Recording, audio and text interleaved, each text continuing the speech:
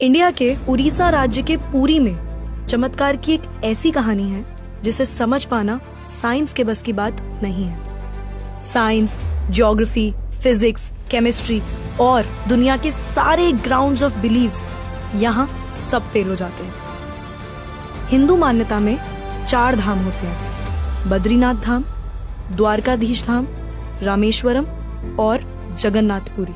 और ये कहानी है जगन्नाथपुरी की, जहाँ पे आज भी श्री कृष्ण का वास्तविक दिल धड़कता है। इस मंदिर के कुछ ऐसे रहस्य हैं जिनके बारे में सुनकर किसी के भी होश उड़ जाएंगे। वेस्टर्न कल्चर फॉलो करते करते हम एक ऐसे मोड़ पे तो आ चुके हैं जहाँ लोग भगवान के होने ना होने पे सवाल उठाने लगे हैं। पर यही सवाल अब मैं आपसे इस वीडियो के बाद पूछूंगी। आइए देखते हैं। हर मंदिर में जहाँ मूर्तियाँ मेटल या स्टोन से बनती हैं, वहीं जगन्नाथ मंदिर में भगवान की मूर्तियाँ लकड़ी से बनी हुई हैं। ऐसा क्यों? आइए बताती हूँ। 3102 बीसी में जारा नाम के एक शिकारी ने शिकार करते हुए गलती से तीर श्री कृष्ण के पैर पे चला दिया, जिससे श्री कृष्ण की मृत्यु हो गई।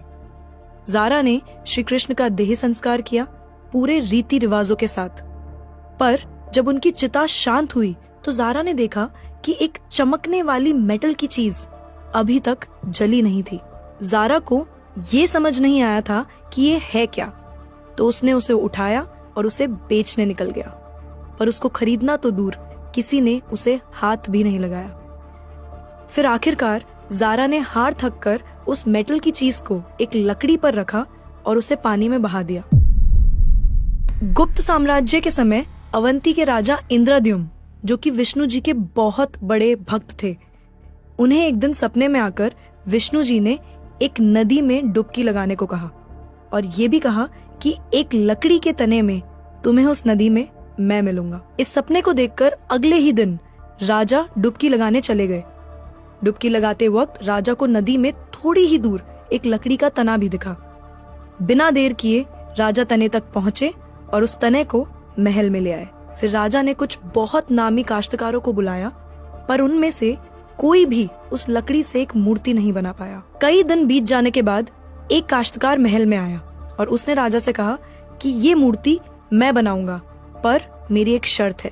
राजा ने काश्तकार से उसकी शर्त पूछी, क्योंकि राजा किसी भी शर्त को मानने के लिए तैयार थे। तो काश्तकार ने कहा कि ये मूर्ति बनाने के लिए मुझे पूरे 21 दिन का समय चाहिए और मैं चाहता हूँ कि 21 दिन से पहले ना तो कोई मुझसे बात करे, ना मिले और ना ही मेरे किसी भी काम में विलंब डाले। राजा ने खुशी खुशी ये शर्त मंजूर कर ली। मूर्ति बनाने का काम शुरू हुआ। रोज मूर्ति बनने की आवाजें भी आती थी, पर धीरे धीरे वो आवाजें बंद हो गई। अवंती की रानी को लगा कि शायद भूख प्यास से काश्तकार मर चुका है, इसीलिए उन्होंने जहाँ मूर्ति का काम चल रहा था उस कमरे के दरवाजे को खुलवाने की जिद की और राजा को उनकी बात माननी पड़ी। जैसे ही दरवाजा खुला तो उन्होंने ये देखा कि वहाँ कोई काश्तकार था ही नहीं। सिर्फ और सिर्फ 3 मूर्तियाँ थी: भगवान जगन्नाथ, उनके भाई बालभद्र और उनकी बहन सुभद्रा। और उसी जगन्नाथ जी की मूर्ति में वो मेटल वाली चीज भी रखी गई थी, जो कि कुछ और नहीं, श्री कृष्ण का धड़कता हुआ दिल था। ये कोई नॉर्मल ह्यूमन हार्ट नहीं है, ये एंशिएंट एडवांस टेक्नोलॉजी का क्लियर सबूत है। ये हार्ट एनर्जी ट्रांसमिट करता है और हम सब ने ये तो पढ़ा ही है that stones and metals are good conductors of electricity and wood is a bad conductor of electricity. इसीलिए idols in the Jagannath temple are made up of wood. सिर्फ यही नहीं, हर 12 साल में एक बार भगवान की नई मूर्ति स्थापित की जाती है और भगवान के दिल को उस मूर्ति में शिफ्ट किया जाता है। ये किया इसलिए जाता है क्योंकि जो energy transmitting device, if we talk scientifically, उस मूर्ति में होता है, वो इतनी एनर्जी ट्रांसमिट करता है that the wood gets depleted with time और इसीलिए उसे बदलने की जरूरत होती है। पर इसे बदलने का प्रोसेस भी इसी की तरह बहुत इंटरेस्टिंग है। हर 12 साल में एक दिन ऐसा होता है जिस दिन मंदिर में किसी को एंट्री नहीं मिलती। पूरी शहर की बिजली काट दी जाती है। मंदिर के मेन पंडित की आंखों पे पट्टी और हाथों में बड़े और मोटे ग्लव्स पहनाए जाते हैं और 100% अंधेरे में इस दिल को निकालकर नई मूर्ति में फिर से स्थापित किया जाता है। जिन पंडितों ने इतिहास में ये सेरेमनी करी है, उनका कहना है कि उन्होंने देखा तो कभी नहीं, पर इस चीज को, जिसे हम ब्रह्म पदार्थ भी बोलते हैं, इसे हाथों में पकड़ने पे ऐसा लगता है जैसे जिंदा खरगोश पकड़ लिया हो। माना ये भी जाता है कि अगर किसी ने ब्रह्म पदार्थ को देख लिया तो उसकी मौत उसी समय निश्चित है। इसीलिए बिना आंखों पे पट्टी लगाए किसी को भी ये सेरेमनी करने की परमिशन नहीं है। इस मंदिर के ऊपर एक झंडा है जो साइंटिफिक लॉ के बिल्कुल विपरीत चलता है। जैसे कि हमें पता है कि जिस डायरेक्शन में हवा चलती है पतंग भी उसी डायरेक्शन में उड़ती है और झंडा भी उसी डायरेक्शन में उड़ना चाहिए। पर जगन्नाथ मंदिर के इस झंडे की बात बिल्कुल अलग है। ये हमेशा हवा के ऑपोजिट डायरेक्शन में उड़ता है। क्यों और कैसे आज तक कोई समझ नहीं पाया। इस झंडे के साथ एक और खास बात है कि इसे रोज बदलना पड़ता है। इसीलिए मंदिर के पांडु 214 फीट ऊपर लगे इस झंडे को रोज चढ़कर बदलते हैं, क्योंकि कहा जाता है कि अगर किसी दिन ये झंडा नहीं बदला गया तो मंदिर 18 सालों के लिए बंद हो जाएगा। मंदिर में आए भक्तों के बीच रोज प्रसाद बांटा जाता है। उनके लिए वो प्रसाद बनाया जाता है और जगन्नाथ मंदिर में होने वाली हर चीज में कहीं ना कहीं भगवान की कोई ना कोई लीला छुपी है। मंदिर में रोज 500 लोगों के लिए प्रसाद बनता है और कभी कभी भक्तों की संख्या हजारों में भी चली जाती है। पर जगन्नाथ मंदिर में भक्तों के लिए प्रसाद कभी कम नहीं पड़ा। दिन भर मंदिर में प्रसाद बांटा जाता है, पर कहते हैं कि आज तक इस मंदिर में एक भी दाना प्रसाद ना कम पड़ा है और ना ही व्यर्थ गया है। पर ऐसा एस्टिमेशन इंसानों के लिए करना तो बहुत ही मुश्किल है। और ये बात यहीं खत्म नहीं होती। प्रसाद बंटने की मिस्ट्री तो है ही, उससे बड़ी मिस्ट्री है प्रसाद बनाने की। लकड़ी की आग पे 7 मिट्टी के बर्तनों को एक के ऊपर एक रखकर प्रसाद बनाया जाता है। साइंस और लॉजिक्स कहते हैं कि सबसे पहले सबसे नीचे वाले बर्तन का प्रसाद पकना चाहिए, पर पुरी के जगन्नाथ मंदिर में साइंस और लॉजिक्स नहीं चलते। इन 7 बर्तनों में सबसे पहले सबसे ऊपर रखे जाने वाले बर्तन का प्रसाद पकता है, फिर उससे नीचे वाले बर्तन का, और ऐसे ही सबसे नीचे रखे बर्तन का प्रसाद सबसे आखिरी में पक के तैयार होता है। हाँ, मुझे पता है आपको भी अभी कुछ नहीं समझ आ रहा होगा। इसे आज तक कोई नहीं समझ पाया। इस मंदिर की खूबसूरती शब्दों में नहीं बताई जा सकती। इतना बड़ा मंदिर इतने सालों पहले बिना किसी टेक्नोलॉजी के कैसे बनाया होगा। पर क्या आपको पता है 214 फीट के इस मंदिर की डोम की परछाई आज तक कभी बनी ही नहीं। Are you shocked? You must be, but it is true. Jagannath Puri temple के डोम्स की शैडो बनती ही नहीं है कभी भी, at any time of the day. और हमारी फेवरेट साइंस इस बात का भी लॉजिक नहीं ढूंढ पाई। The mystery is not over here. जैसा कि हमें पता है कि कुछ buildings, architectures and areas no fly zones होते हैं, मतलब वहाँ ड्रोन्स, एयरप्लेन्स या कोई भी मैन मेड फ्लाइंग ऑब्जेक्ट पहुंचाने की या उड़ाने की परमिशन नहीं है।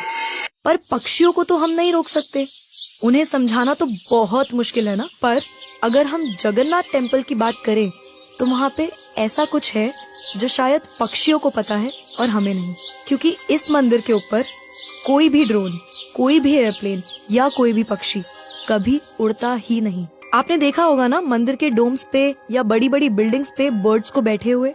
कभी जगन्नाथपुरी जाएंगे तो देखिएगा that birds don't rest on the roof of Jagannath temple. आप कभी भी किसी भी पक्षी को जगन्नाथ टेम्पल की छत पे या उसके डोम्स पे बैठा हुआ नहीं देखेंगे। पर कंफ्यूज करने वाली बात ये है कि कैसे एक बेजुबान पक्षी ये जानता है कि इस मंदिर के ऊपर से उड़कर नहीं जाना। All of these things sound so exciting, right? अगर आपको ये कहानी जानने में और सुनने में मजा आ रहा है और आप ऐसी ही नई नई चीजें और कहानियां जानना चाहते हो तो नेकेड ट्रुथ को सब्सक्राइब करना मत भूलना। हम आपके लिए बार बार कुछ नया लाते रहेंगे।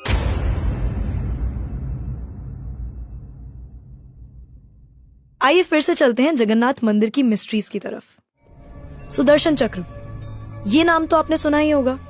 सुदर्शन चक्र भगवान विष्णु का अस्त्र है। ये अधर्म का विनाश करता है। जगन्नाथ मंदिर के टॉप पे एक सुदर्शन चक्र है और उसे आप जिस भी डायरेक्शन से देखोगे उसकी फेसिंग आप ही की तरफ होगी। भगवान जगन्नाथ, जिनके नाम का मतलब ही जगत के नाथ हैं, इनके मंदिर में लाखों श्रद्धालु अपनी आस्था और प्यार भगवान के लिए लेकर आते हैं। पर इस मंदिर में सिर्फ हिंदुओं को दर्शन करने की अनुमति है।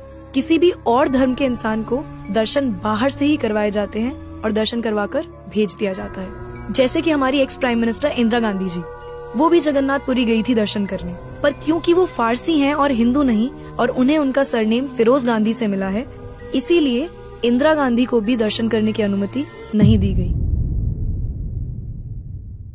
सिर्फ यही नहीं, 2005 में थाईलैंड की प्रिंसेस महाचक्री सिंधोन को भी जगन्नाथपुरी टेम्पल में एंट्री नहीं दी गई थी, क्योंकि यहाँ फॉरेनर्स अलाउड नहीं है। उनके लिए अरेंजमेंट्स की गई थी और दर्शन बाहर से ही करवाए गए। 12वीं सदी से बने हुए इस मंदिर को स्विट्जरलैंड की एक महिला ने 1,78,00,000 रुपए का चढ़ावा भी चढ़ाया। ये मंदिर में चढ़ाया गया अभी तक का सबसे बड़ा चढ़ावा है। पर फिर भी क्योंकि वो हिंदू नहीं है, दर्शन उन्हें भी बाहर से ही करने पड़े। हमारे ही धर्म की इतनी सारी बातें हैं जिसके बारे में हमें कुछ पता ही नहीं। हम आंखें बंद करके किसी भी कल्चर को, किसी भी ट्रेंड को फॉलो करते जा रहे हैं। हम भूल गए हैं कि हम एक ऐसे धर्म से जुड़े हैं जिसने दुनिया में संस्कृति, सभ्यता, परंपरा और संस्कार को हमेशा जिंदा रखा है। ये सनातन धर्म है और अब हमें धर्म को बचाना है। हर साल पुरी में जगन्नाथ जी की रथ यात्रा भी निकलती है। ये 9 दिन का त्योहार होता है जिसमें भगवान श्री जगन्नाथ, देवी सुभद्रा और भगवान बालभद्र को गर्भगृह से निकालकर रथ पर बिठाकर यात्रा करवाई जाती है। माना जाता है कि ये यात्रा इसलिए निकलती है क्योंकि भगवान इन 9 दिनों में प्रजा के बीच आकर प्रजा के सुख दुख को खुद देखते हैं और इस यात्रा में लाखों करोड़ों भक्तों की भीड़ हर साल इस यात्रा का हिस्सा बनती है। जगन्नाथपुरी मंदिर की मिस्ट्रीज यहाँ खत्म नहीं होती। और भी बहुत सारी कहानियां हैं जो हम नहीं जानते, जैसे कि हर साल भगवान 15 दिन के लिए बीमार पड़ते हैं और भक्तों के लिए मंदिर में दर्शन बंद कर दिए जाते हैं। पर बहुत कम लोग जानते हैं कि ऐसा क्यों होता है। तो हमारे डिस्क्रिप्शन बॉक्स में एक लिंक है एक डिटेल्ड ब्लॉग का, उसे पढ़ना मत भूलना। वी होप आपको ये वीडियो देखकर अच्छा लगा होगा। तो अब मैं आपसे पूछना चाहती हूँ, आपको क्या लगता है, भगवान सच में होते हैं?